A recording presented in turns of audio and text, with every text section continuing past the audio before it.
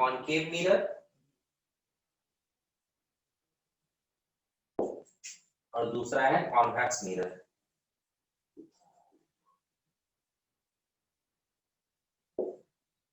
ध्यान देना, spherical mirror का मतलब क्या कि उस तरह का मिरर जिसमें लाइट रे जिस सरफेस से रिफ्लेक्ट हो रहा है वो सरफेस एक होलो स्फेयर का पार्ट है।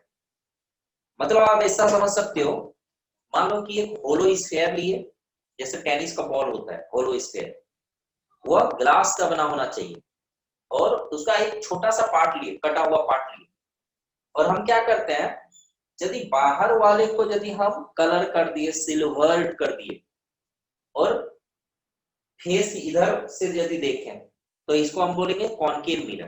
कॉनकेव मिरर के लिए सिंबल ये दिया जाता है।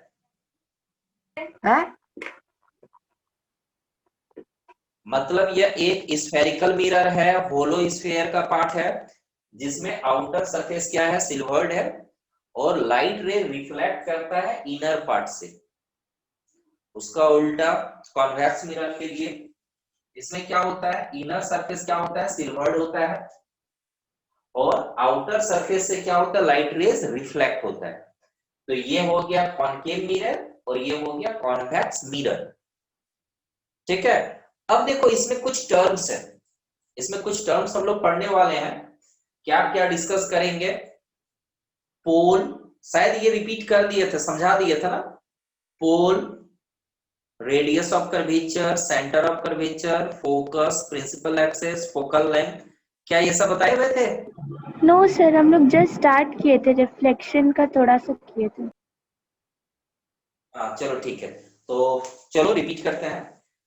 तो स्फेरिकल मिरर का मतलब क्या, a mirror of which the reflecting surface is reflective surface is a part of hollow sphere is known as spherical mirror. Types of spherical mirror में बोलेंगे कॉनकेव मिरर है, फिर convex mirror.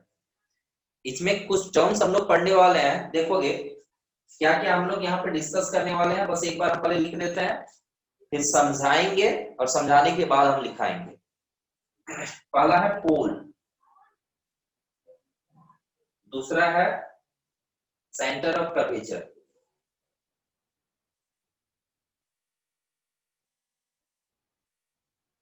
the third is radius of curvature, फिर sir principal axis,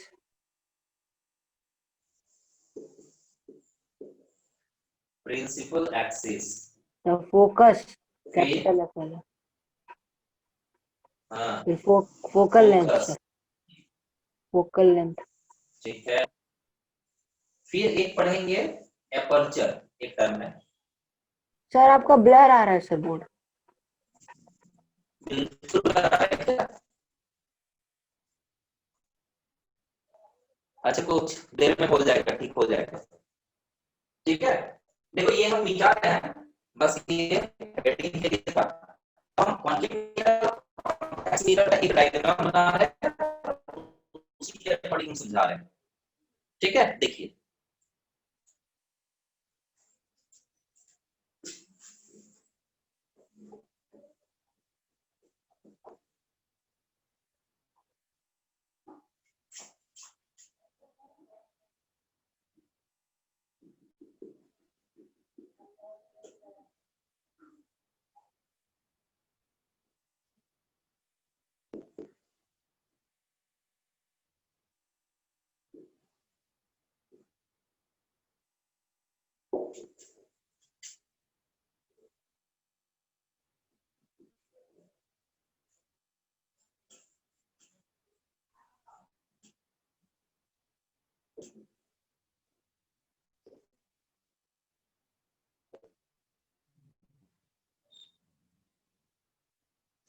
ध्यान देना, concave mirror जिसका outer surface क्या होता है, सिल्वर्ड होता है। कॉन्वेक्स मिरर जिसमें इनर पार्ट क्या होता है, सिल्वर्ड होता है। अब देखो कोई भी मिरर है, कोई भी स्फेरिकल मिरर है, whether it may be concave और कॉन्वेक्स, तो स्फेरिकल मिरर का जो जियोमेट्रिकल सेंटर होगा, जियोमेट्रिकल सेंटर मतलब मिड पॉइंट, मिडिल पॉइंट, इसको हम लोग बोलेंगे पोल। जैसे मान लो कि मिरर ऐसा है तो बिल्कुल मिडिल पॉइंट ये पोजीशन होगा, तो हम बोलेंगे ये क्या है, pole. The geometrical mid point of the spherical mirror is known as pole. तो ये कॉन्केव मिरर के लिए मिड पॉइंट यहाँ पे दिखाएंगे हम लोग कि ये पोल है, यहाँ पे ये पोल है। कोई दिक्कत? पोल समझ गए क्या है? Yes sir. अब देखो, मान लो कि ये जो कॉन्केव मिरर हम ड्रॉ किए हैं, यदि हम कंप्लीट करेंगे, इमेजिन करते हैं कि भाई ये यदि पूरा का पूरा स्फीयर यदि हम दिखाते तो ऐसा होता, यहाँ पे भी कुछ ऐसा होता। तो ये कॉन्केव मिरर एक होलो स्फीयर का पार्ट है, कॉन्वेक्स मिरर भी एक होलो स्फीयर का पार्ट है, और जिस होलो स्फीयर का पार्ट है उसका कहीं ना कहीं तो सेंटर होगा, उस सेंटर को हम लोग बोलेंगे सेंटर ऑफ कर्वेचर। यहां पे भी होगा।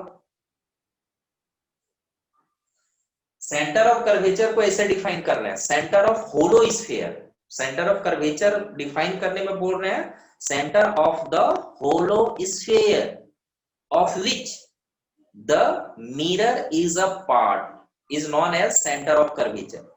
मतलब ये है सेंटर ऑफ कर्वेचर। कैसे बोल रहे हैं? Centre of the hollow sphere of which the mirror is a part is known as centre of curvature. इसी तरह से यहाँ पे भी है centre of curvature, the centre of the hollow sphere of which the spherical mirror is a part. Concave के लिए भी, कॉन्वेक्स के लिए भी। क्या ये समझ गए? सेकंड डेफिनेशन समझ गए? कोई दिक्कत नहीं Yes, हो? sir. ठीक है, आगे देखो, जब हम ये दोनों को ज्वाइन करें एक लाइन सेगमेंट मिलेगा, एक लाइन सेगमेंट, एक डिस्टेंस, इसको बोलेंगे रेडियस, और यहां के लिए बोलेंगे रेडियस ऑफ कर्वेचर। यहां पे भी वही बात है। पोल से सेंटर ऑफ कर्वेचर तक का डिस्टेंस, इसको बोलते हैं रेडियस ऑफ कर्वेचर। डिनोट करते हैं कैपिटल आर से, डिनोट करते हैं कैपिटल आर से। The distance between pole and centre of curvature is called radius of curvature. Pole and centre of curvature is called radius of curvature. Clear है? Third definition कोई दिक्कत? No, sir. No sir. ठीक है, fourth देखिए, principal axis क्या है? ये दोनों पॉइंट को यदि हम ज्वाइन करते हैं और एक जो लाइन मिलेगा, लाइन, लाइन का मतलब क्या? इसका कोई एंड पॉइंट नहीं होता, इनफाइनाइटली ये लेफ्ट सर मिरर का राइट और साइड राइट में दोनों जाएगा। डायरेक्शन, हाँ, मतलब काफी दूर तक जा सकता है। लाइन है मतलब इसका कोई एंड पॉइंट नहीं है, एंडिंग पॉइंट तो हम नहीं। बोलेंगे प्रिंसिपल एक लाइन है जो किसको किसको ज्वाइन कर रहा है? पोल और सेंटर ऑफ कर्वेचर को। तो डिफाइन करेंगे the line joining pole and centre of curvature is known as principal axis. इसको हम बोलेंगे प्रिंसिपल एक्सिस। ठीक है, अब देखो फोकस किसको बोलते हैं? Focus, focus of spherical mirror. ध्यान देना, सर सी और ये पी के पाया बीच गया, में जो होता है। हाँ बिल्कुल, सी और पी के बिल्कुल मिडिल पॉइंट होता है। यस। रेडियस ऑफ कर्वेचर का बिल्कुल हाफ डिस्टेंस पे होगा एक पॉइंट, फोकस। यहाँ पे भी एक पॉइंट होगा फोकस, लेकिन इसको कुछ अलग ढंग से डिफाइन किया गया है। देखिए डेफिनेशन ये काफी पूछता है, यदि हम प्रिंसिपल एक्सिस के पैरेलल लाइट रेज भेजें इस तरह से,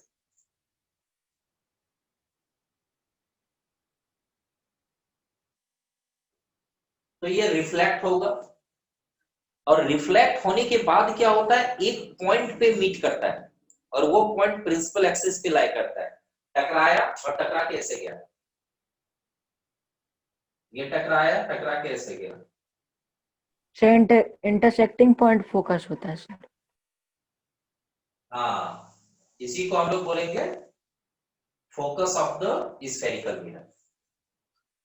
प्रिंसिपल एक्सिस के पैरेलल जो लाइट रेज हम इंसिडेंट करा रहे हैं, रिफ्लेक्ट करने के बाद एक पॉइंट पे मीट करता है, जिसको बोलते हैं फोकस।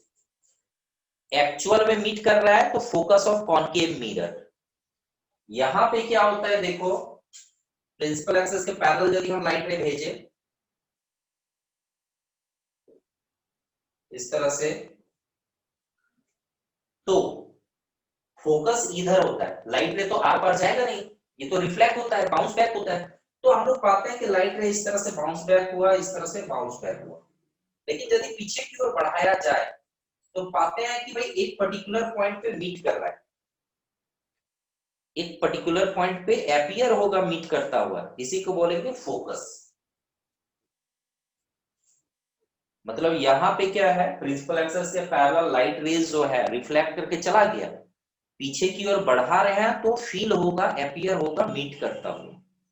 यहाँ पे लाइट रेज एक्चुअली मीट करता है, यहाँ पे अपीयर होता है मीट करता हुआ। ठीक है, यही है फोकस ऑफ कॉनकेव मिरर और यहाँ पे फोकस ऑफ कॉन्वेक्स मिरर। तो डिफाइन इस तरह से करते हैं, the point on the principal axis at which light rays parallel to principal axis after reflection meet or appear to meet is known as focus of spherical mirror। कभी कभी question देता है define focus of concave mirror, तो सिर्फ बोलोगे the point at which light rays after reflection meet, appear to meet नहीं बोलेंगे, appear to meet इस फिगर के लिए, मतलब स्फेरिकल मिरर बोलेगा तब ये दोनों वर्ड यूज करेंगे। क्या ये समझ गए फोकस, क्या ये समझ गए, कोई दिक्कत है बताओ? नो सर, समझ गए।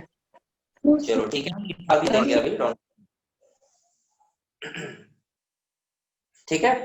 आगे देखते हैं फोकल लेंथ। फोकल लेंथ को डिनोट करते हैं स्मॉल एफ से, स्मॉल एफ, पोल और फोकस तक के डिस्टेंस को। स्फेरिकल मिरर में कोई भी डिस्टेंस जब हम लोग मेजर करते हैं तो डिस्टेंस मेजर करते हैं पोल से, पोल से सेंटर तक का डिस्टेंस रेडियस ऑफ कर्वेचर, पोल से फोकस तक का डिस्टेंस फोकल लेंथ, पोल से ऑब्जेक्ट तक का डिस्टेंस ऑब्जेक्ट डिस्टेंस जिसको यू बोलेंगे, पोल से इमेज तक का डिस्टेंस इमेज डिस्टेंस जिसको भी बोलेंगे, आगे हम लोग डिस्कस करेंगे न्यूमेरिकल्स में। ठीक है, तो ये है, तो फोकल लेंथ के लिए क्या हुआ, the distance between pole and focal focus is known as focal length. इसका रिप्रेजेंटेशन है स्मॉल एफ। यानी सर पोल और लास्ट, फोकस का जो डिस्टेंस होता है वही। हाँ, फोकल लेंथ। नेक्स्ट है एपर्चर। जो स्फेरिकल मिरर है उसका जो सरफेस एरिया है, जितना भी सरफेस एरिया, किसी में सरफेस एरिया छोटा होगा, किसी में सरफेस एरिया बड़ा होगा, किसी में बहुत बड़ा होगा, तो जो सरफेस एरिया अवेलेबल है for the reflection of light, इसी को हम लोग बोलते हैं aperture. The total surface area of spherical mirror for reflection of light is known as aperture of the spherical mirror. ठीक है, तो सरफेस एरिया को हम लोग बोलते हैं एपर्चर। कोई टर्म में दिक्कत है बताओ? No sir, no sir. चलो ठीक है, एक बार स्क्रीनशॉट ले लो, इसका डेफिनेशन हम सारा लिखा दे रहे हैं। यस सर, ले लिए। Sir yes sir. डेफिनेशन तो आप बोल दिए ना सर। डेफिनेशन नहीं लिखा है? सर लिख लिए, मतलब सर आप बोल रहे लिखा थे है ना कि तो छोड़ लिख रहे थे। नहीं सर आप बोल रहे थे तो लिख रहे थे। लिख, हम तो लिखा ही देते हैं, तब मत लिखो। ठीक है, हम लिखा दे रहे हैं, या बुक से यदि आप लिख सकते हो तो एक फोकस को हम जरूर लिखा देंगे, क्योंकि यही थोड़ा लंबा डेफिनेशन है, बाकी तो एक एक लाइन का डेफिनेशन है। क्या करें, पूरा लिखा दें कि सिर्फ फोकस?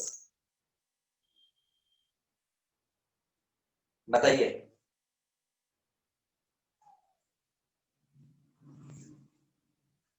ठीक है, सर पूरा लिखा देते हैं। सर एपर्चर और फोकस का लिखवा दीजिए सर। बाकी सब क्या बोल रहे हैं, कंप्लीट लिखा है कि नहीं? आपको खुद लिखना होगा यदि हम नहीं लिखाएंगे तो।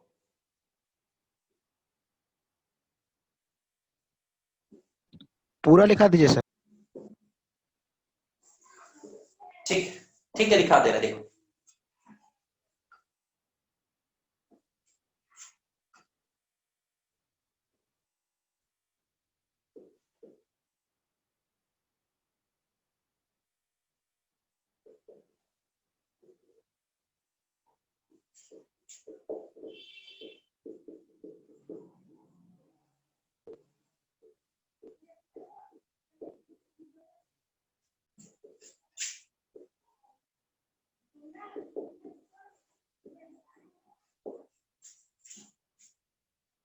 जो सिंबल है उसको हम इन ब्रैकेट लिख देते हैं, बार बार नहीं लिख रहे, it is represented by this, जिससे ये पी से डिनोट करते हैं, तो पोल के जस्ट बगल में लिख देते हैं कैपिटल पी।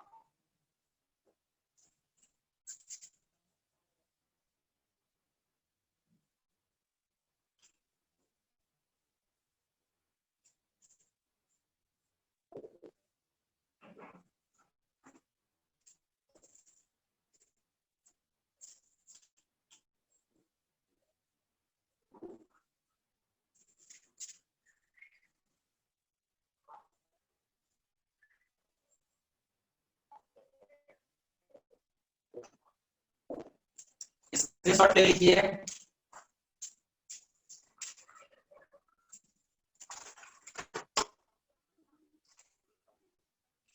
यस सर, ले लिया सर। ठीक है,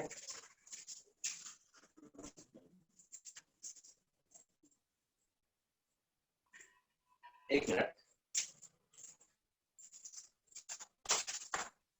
सर बोर्ड ब्लर आ रहा है सर, स्क्रीनशॉट नहीं ले पाए सर।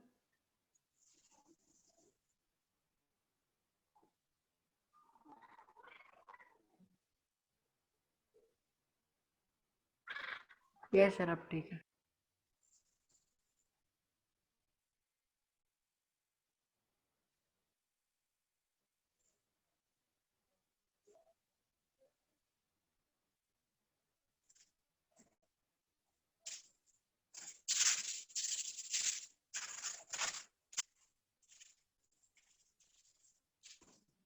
ब्लर आ रहा है?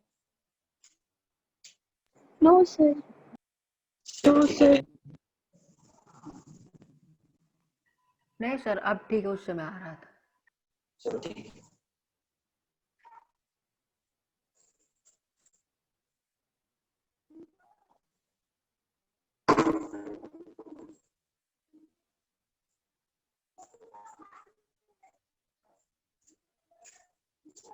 मिटा दे?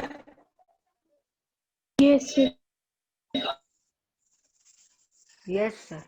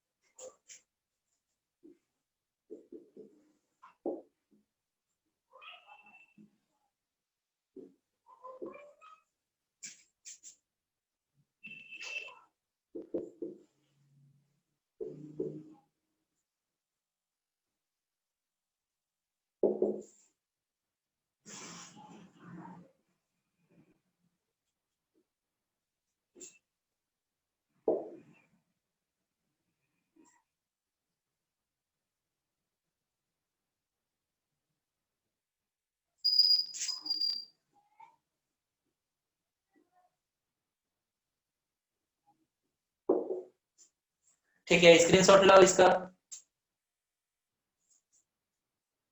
Yes sir. ले लिए? Yes sir. Yes sir. Yes sir. ठीक है, मिटा रहे हैं इसको।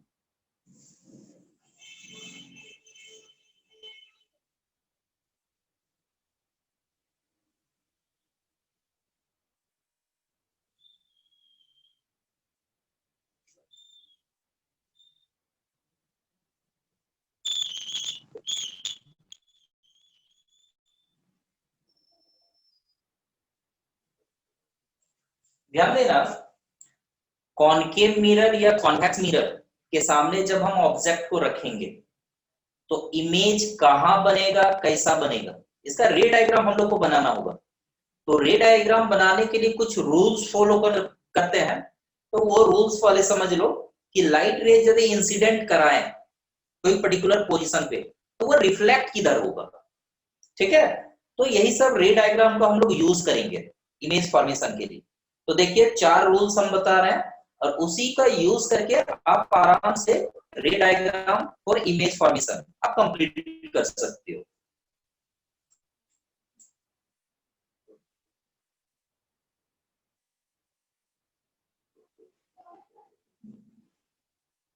ये एग्जाम में ऐसे देता नहीं है, लेकिन समझने के लिए, तो इसलिए लैंग्वेज वगैरह कुछ नहीं लिख रहे हैं, समझो इसको।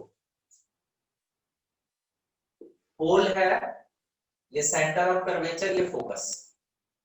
पहला रूल ये है, यदि हम लाइट रे को इंसिडेंट कराए प्रिंसिपल एक्सिस के पैरेलल, रिफ्लेक्ट होने के बाद कहां जाएगा बताओ? वो फोकस से पास करेगा। will pass through focus. Very good, focus पे जाएगा। फोकस का डेफिनेशन में था ऐसा, तो फोकस पे जाएगा। इसी तरह से कॉन्वेक्स मिरर में भी ऐसा होगा।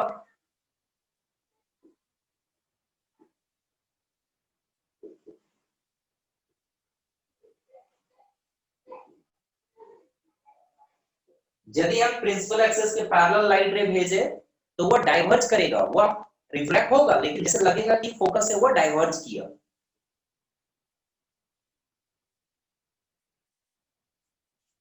लाइट रे को ये कन्वर्ज करता है, एक पॉइंट पे मीट कराता है, इसलिए इसको कन्वर्जिंग मिरर बोलते हैं। और ये लाइट रे को क्या करता है? एक्सपेंड कराता है, इसलिए इसको बोलते हैं डाइवर्जिंग मिरर। इसलिए दिखाया भी है कॉनकेव मिरर और कन्वर्जिंग मिरर। ठीक है, तो ये पहला रे डायग्राम है। दूसरा देखोगे,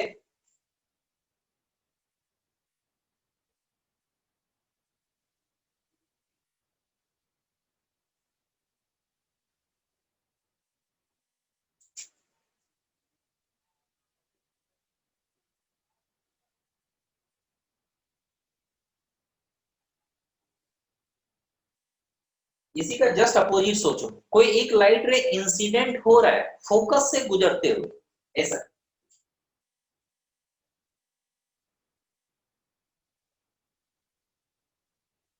कोई लाइट रे इस तरह से इंसिडेंट हुआ जो फोकस से गुजर के इंसिडेंट हुआ, तो रिफ्लेक्शन के बाद क्या होगा? पैरेलल हो पैरेलल जाएगा। To principal Axis.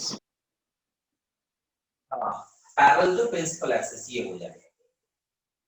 यहाँ पे भी ऐसा है, इस तरह से मान लो कि लाइट रे आ रहा था, जिसे लग रहा हो कि वो फोकस पे जा रहा था, तो रिफ्लेक्शन के बाद वो क्या होगा? प्रिंसिपल एक्सिस के पैरेलल हो जाएगा। ये दूसरा रूल है जो हम लोग को फॉलो करेंगे। नेक्स्ट है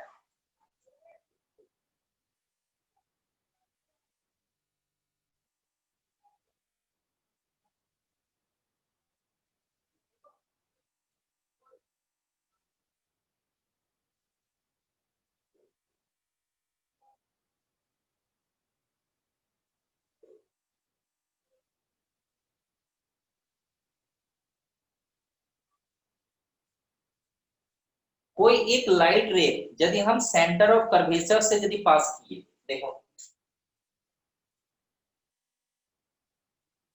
इस तरह से कोई एक लाइट रे पास कर रहा है सेंटर ऑफ कर्वेचर, रिफ्लेक्शन के बाद किधर जाएगा? सर उसी पाथ से वापस चला जाएगा।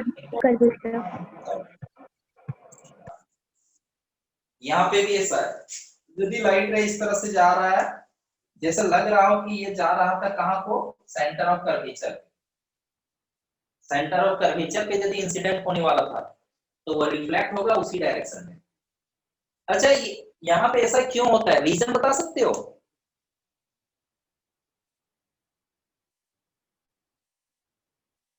किन्हीं के पास रीजन है इसका?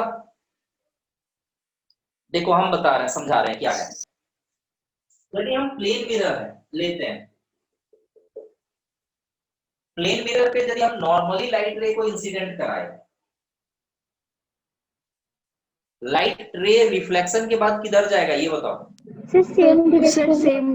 सेम पाथ बाउंस बैक होगा। अच्छा ये बताओ, एंगल ऑफ इंसिडेंस कितना है यहाँ पे? 0 डिग्री। 0 डिग्री। वेरी गुड, बहुत बच्चे 90 बोलते हैं। 90 गलत आंसर है, क्योंकि ये पॉइंट ऑफ इंसिडेंस पे, पॉइंट ऑफ इंसिडेंस यही है। नॉर्मल खींचेंगे तो यही लाइन मिलेगा। नॉर्मल और इंसिडेंट रे के बीच का एंगल 0, तो एंगल ऑफ रिफ्लेक्शन भी 0 होगा, इसलिए बाउंस बैक होता है। बिल्कुल यही कंडीशन है यहाँ पे। ध्यान देना, 9 में ही आप लोग एक मैथ में थ्योरम पढ़ोगे, हो सकता है सर्कल चैप्टर पढ़ लिए हैं तो आप लोग जानते होंगे। एक यदि हम सर्कल लिए और यदि हम टेंजेंट खींचते हैं, टेंजेंट का मतलब क्या, सर्कल के एक पॉइंट को टच करके जो लाइन पास करे, और कांटेक्ट पॉइंट पे यदि हम रेडियस को ज्वाइन कर दिए तो रेडियस क्या होता है, टेंजेंट पे परपेंडिकुलर होता है। Radius is perpendicular to the tangent. क्या ये थ्योरम पढ़े हो अभी तक? नहीं पढ़े हो? नहीं, चलो कोई नहीं, आप लोग पढ़ोगे और इसको प्रूफ भी करोगे। तो बस यही कॉन्सेप्ट है, ध्यान देना। होता ये है, यदि हम इस पॉइंट पे टेंजेंट खींचेंगे, इस पॉइंट पे यदि हम टेंजेंट खींचेंगे तो ये होगा टेंजेंट। चलो रेड मार्कर का यूज करके लिख लेते हैं, ये हुआ टेंजेंट। ये टेंजेंट है, एक लाइट रे इस तरह से आया जैसे लग रहा है कि ये रेडियस है, तो रेडियस जो है वो टेंजेंट पे परपेंडिकुलर है। इसका मतलब यही है कि इस पॉइंट पे जो लाइट रे इंसिडेंट हुआ तो वो बिल्कुल मिरर पे परपेंडिकुलर इंसिडेंट हो रहा है।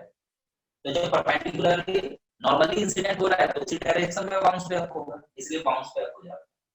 यहाँ पे भी वही बात है, जब यहाँ पे जा रहा है इस तरह से नॉर्मली इंसिडेंट हुआ इसलिए बाउंस बैक हो गया। क्लियर है? क्या रीजन समझे? Yes sir. अब देखो, मतलब जब भी angle of incidence, angle of reflection दिखाने का जरूरत पड़ेगा स्फेरिकल मिरर में, तो एंगल ऑफ इंसिडेंस का मतलब क्या होता है, नॉर्मल और इंसिडेंट रे के बीच का एंगल। तो नॉर्मल हम लोग कैसे ड्रॉ करते हैं, देखो यहाँ पे सेंटर ऑफ कर्वेचर को पॉइंट ऑफ इंसिडेंस से ज्वाइन कर दो, ये नॉर्मल होगा क्योंकि रेडियस है ये लाइन नॉर्मल का काम करेगा। ये नॉर्मल है पॉइंट ऑफ इंसिडेंस पे, तो ये इंसिडेंट रे, ये नॉर्मल, तो ये हो गया एंगल आई, और इसीलिए ये हो जाएगा एंगल आर। देख लो दोनों इक्वल लगेगा। यहाँ पे भी ऐसा है, देखो इसको हम यदि हम बढ़ा दिए ऐसे, ये हो जाएगा एंगल आई और ये होगा एंगल आर। हर जगह पे ये लागू होगा। यहाँ पे देख लीजिए, यदि हम इसको ज्वाइन कर दे ऐसे, ये एंगल ऑफ इंसिडेंस, ये एंगल ऑफ रिफ्लेक्शन, ठीक है। तो एंगल आई और एंगल आर इस तरह से हम लोग यहाँ पे ड्रॉ कर सकते हैं, शो कर सकते हैं। कोई दिक्कत? क्या एंगल ऑफ इंसिडेंस और एंगल ऑफ रिफ्लेक्शन को आप लोग शो कर लोगे? Yes sir. ठीक है, तो ध्यान रखना है ये।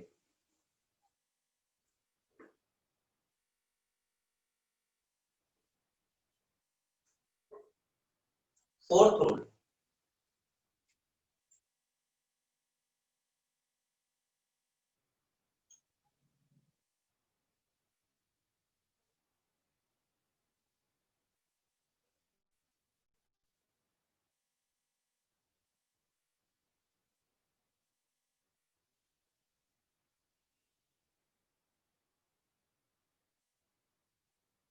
ध्यान देना, यदि हम प्रिंसिपल एक्सिस से जितना एंगल बनाते हुए इंसिडेंट रे को भेजेंगे, ये यदि आई है मान लो 30 डिग्री, तो 30 डिग्री ही एंगल बना के प्रिंसिपल एक्सिस से लाइट रिफ्लेक्ट होगा, ये भी होगा 30 आर। कॉन्वेक्स में भी यही होगा,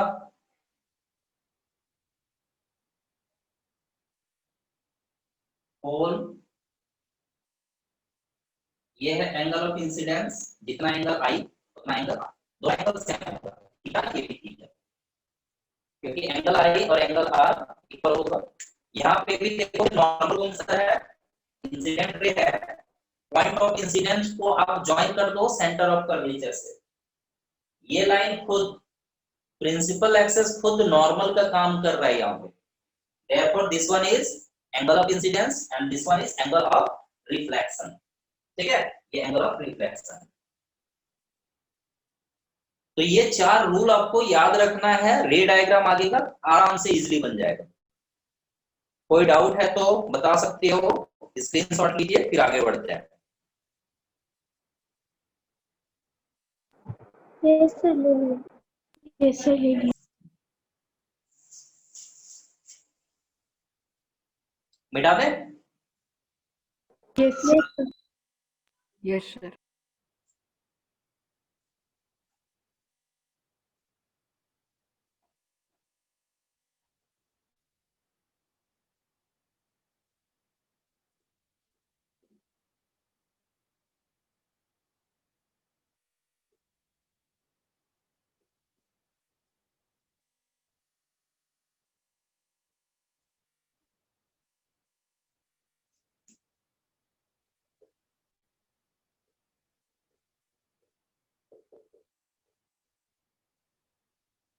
देखो आपके बुक में ये दिया हुआ है, prove that radius of curvature is twice of focal length. तो देखो एक सिंपल रे डायग्राम हम बनाते हैं, उससे हम लोग प्रूव कर सकते हैं। देखिए कैसे।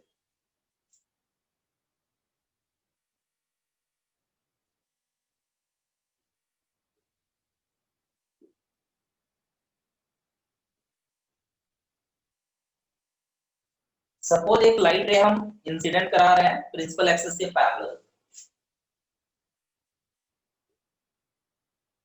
पॉइंट ऑफ इंसिडेंस है m, रिफ्लेक्ट हुआ फोकस से जाएगा। यहाँ पे एंगल ऑफ इंसिडेंस और रिफ्लेक्शन यदि दिखाएंगे तो नॉर्मल ये होगा।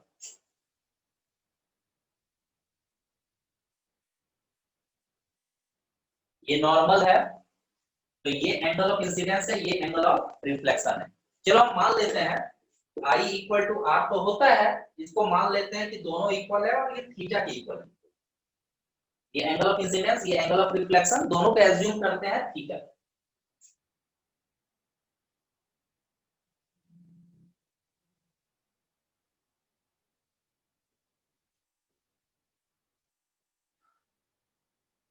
नॉर्मल को डॉटेड में दिखाते हैं, थोड़ा अच्छा लगेगा।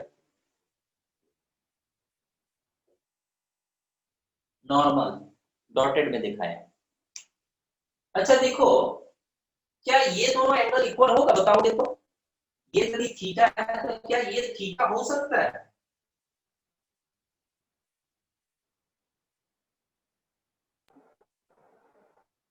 यस यदि है तो रीजन बताओ क्यों होगा?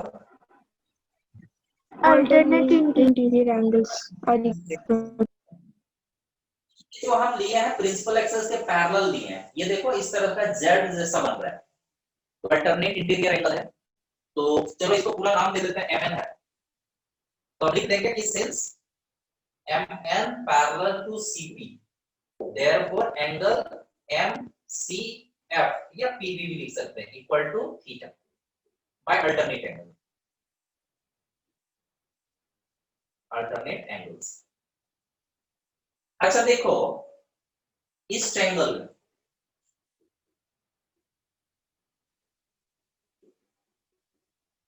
ये देखो कि ये दोनों एंगल इक्वल है। सी एफ एम में एंगल सी और एंगल एफ इक्वल है।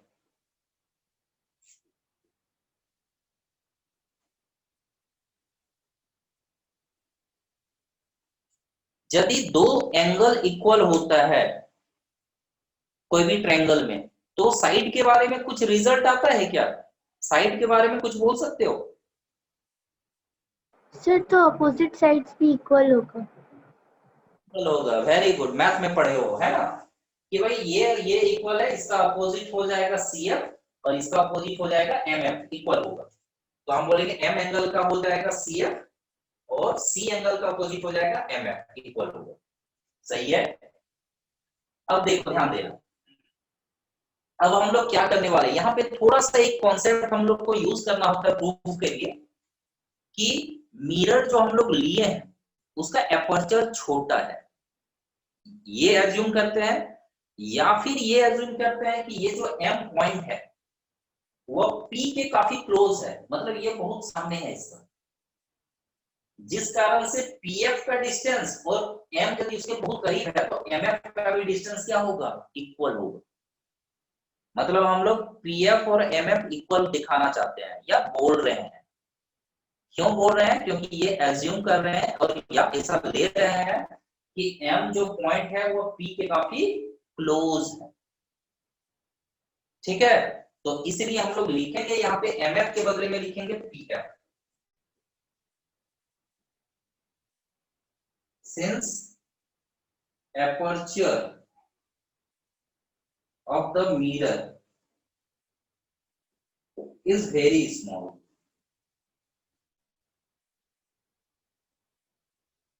इसलिए हम लोग क्या लिख रहे हैं? mf के बदले में लिख दिए pf। ये लिखना होगा, ये असम्पशन हम लोग को करना होगा, तभी प्रूफ होता है। अब देखो, मतलब हमारे पास ये रिजल्ट आ गया कि pf और cf क्या है? इक्वल है। तो बस यही हमको दिखाना क्या था कि ये दोनों इक्वल है, मतलब f मिड पॉइंट है। चलो इसको हम इस फॉर्म में रिप्रेजेंट कर देते हैं। सारा डिस्टेंस हम लोग मेजर करते हैं पोल से, चलो रिप्रेजेंट करते हैं। ये पोल से तो डिस्टेंस है pf। cf के बदले में क्या ये लिख सकते हैं? pc minus pf। क्या ये लिखना गलत होगा? cf के बदले pc minus pf। No pc sir. में pf को हटा देंगे। ठीक है, कि एक बड़ा सा स्टिक है, उसके लेंथ में से pf को यदि हम माइनस कर दिए, हटा दिए, तो आएगा cf। therefore cf can be written as pc minus pf। ठीक है, तो अब पोल से फोकस तक का डिस्टेंस को फोकल लेंथ बोलते हैं। यहाँ पे भी फोकल लेंथ हुआ। पोल से सेंटर ऑफ कर्वेचर को हम लोग बोलते हैं रेडियस ऑफ कर्वेचर। बस हो गया, डेफिनेशन के अनुसार हम सिंबल में रिप्रेजेंट कर दिए। माइनस का इधर आया, प्लस हुआ। इसमें सर pf तो pc माइनस cf होगा ना सर, अब हम pf लिखे। नहीं, cf के लिए लिख रहे हैं, cf के लिए। देखो ये cf है, ये p है, ये f है, ये c है। यदि हम ये बोले कि pc एक लेंथ है या एक स्टिक है, pc में pf को यदि हम हटा दिए, pf को हटा दिए तो क्या आएगा? cf आएगा। तो cf के बदले में क्या लिखे? pc minus pf। pc minus pf। अब समझ गए? Yes sir. ठीक है, इसीलिए लिखे क्योंकि हम पहले भी बताया कि कोई भी स्फेरिकल मिरर हो, सारा डिस्टेंस हम लोग रिप्रेजेंट करते हैं पोल से। सारा डिस्टेंस हम लोग शो करते हैं पोल से। तो देखो यहाँ पे पोल से डिस्टेंस है f तक, पोल से सेंटर ऑफ कर्वेचर, पोल से फोकस तक। तो इसलिए लिख दिए पोल से फोकस तक का distance focal length, radius of curvature, minus f उधर गया, प्लस f। तो आ गया 2f equal to r answer.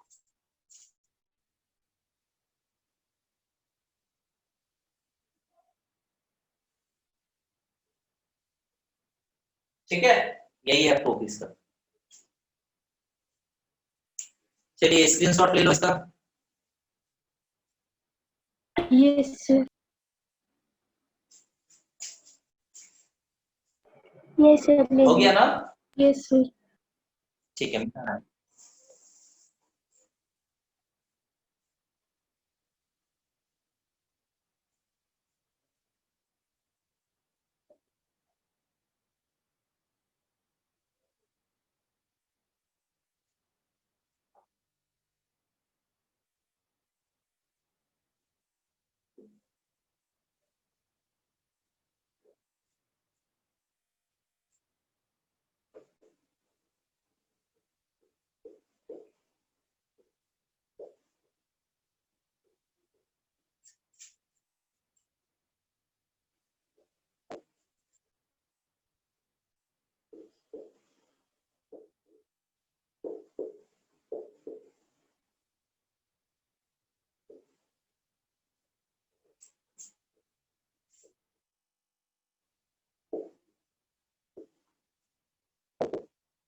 देखो नेक्स्ट हम ये बता रहे हैं कि कोई भी स्फेरिकल मिरर के सामने यदि हम ऑब्जेक्ट को रखते हैं, सपोज कॉन्केव मिरर है, ऑब्जेक्ट को रखे हैं, इमेज कैसा बनेगा?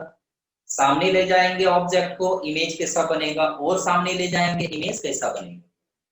तो अलग अलग लोकेशन पे ऑब्जेक्ट को रखेंगे। पहला लोकेशन है या पोजीशन है ऑब्जेक्ट का कि ऑब्जेक्ट को हम रखे हैं, कहां पे रखे हैं, इंफिनिटी पे, दैट इज बहुत दूर। तो ऑब्जेक्ट इंफिनिटी पे है तो ऑब्जेक्ट को शो नहीं करेंगे, इंफिनिटी से जो लाइट रेज आ रहा है उसको पैरेलल लाइट रेज दिखाएंगे और इमेज फॉर्मेशन देखते हैं। और चलो हम रिपीट कर देते हैं एक बार इमेज के बारे में। इमेज का मतलब क्या, एक फोटोकॉपी, ऑब्जेक्ट का एक फोटोकॉपी। बनता कैसे है, रिफ्लेक्शन के बाद लाइट रेज यदि मीट कर रहा है, एक्चुअली मीट किया रियल इमेज, अपीयर हो रहा है मीट करता हुआ वर्चुअल इमेज। याद आया, इमेज का डेफिनेशन बताए हुए थे, इमेज क्या है, कोई दिक्कत नहीं को? Yes, sir. No sir. ठीक है, तो देखते हैं कि इमेज कैसे बनेगा।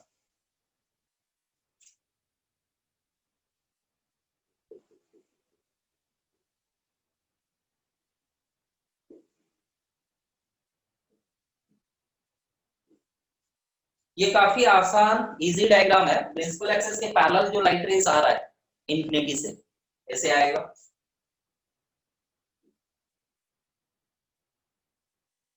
अच्छा, जो पैरेलल है रिफ्लेक्ट हुआ, फोकस पे गया।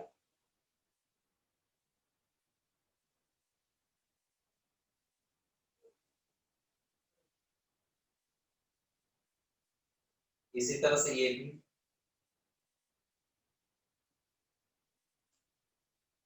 तो लाइट रेज मिरर से रिफ्लेक्ट होने के बाद फोकस पे मीट कर रहा है, तो हम बोलेंगे इमेज का पोजीशन है फोकस पे। इमेज कैसा बना, तो रियल बना, लाइट रे एक्चुअली मीट कर रहा है तो बोलेंगे रियल बना। और रियल इमेज हमेशा इन्वर्टेड होता है, छोटा बनने के कारण पता नहीं चल रहा है, आगे दिख जाएगा हम लोग को। रियल है, इन्वर्टेड है, और छोटा मतलब बहुत छोटा बना। एक रे डायग्राम ये है, एक दूसरा भी रे डायग्राम बुक में देता है, उसको भी समझ लो। इसके अलावा सेम कंडीशन के लिए आप ये भी बना सकते हो।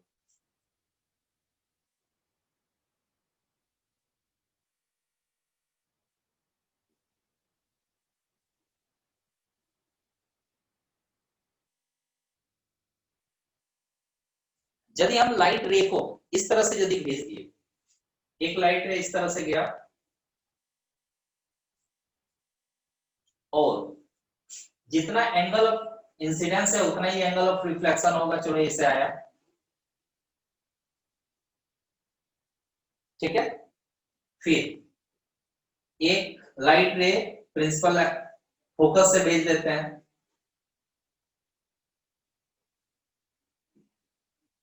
तो ये पैरेलल हो जाएगा, ठीक है। पता चला कि जहां पे मीट कर रहा है, कहां पे मीट कर रहा है, फोकस के ही करीब। ये है ऑब्जेक्ट इमेज। ध्यान देना, इंसिडेंट रेस ऐसे आया, टकराने के बाद मीट कर रहा है, देखो रिफ्लेक्टेड रे, ये भी रिफ्लेक्टेड रे है, रिफ्लेक्टेड रे, रिफ्लेक्टेड रे। कहां पे मीट कर रहा है, फोकस के ही अलोंग एक प्लेन है, तो उसी प्लेन पे मीट कर रहा है, तो इसको हम लोग बोलते हैं फोकल प्लेन।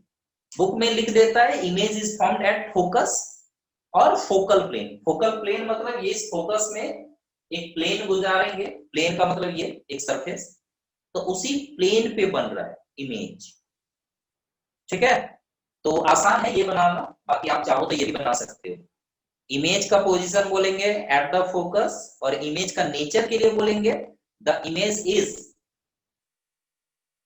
एक्चुअल है, एक्चुअली लाइट रेज मीट कर रहा है तो बोलेंगे रियल।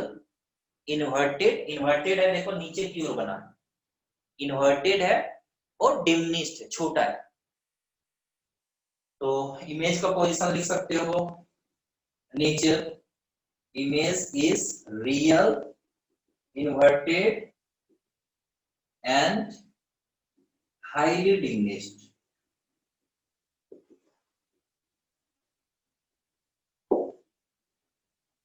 रे डायग्राम समझ गए ये, किन्हीं को दिक्कत है? No, sir. No sir.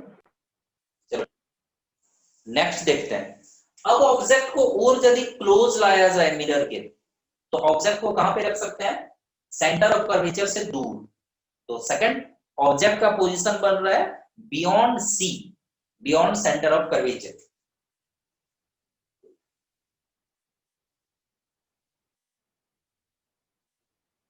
ये सेकंड डायग्राम है।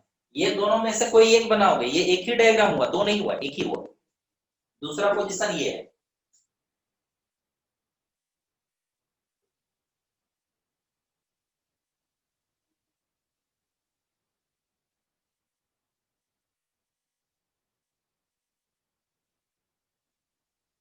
हाँ, जब भी आप डायग्राम बनाओ तो आप ये जरूर देखोगे कि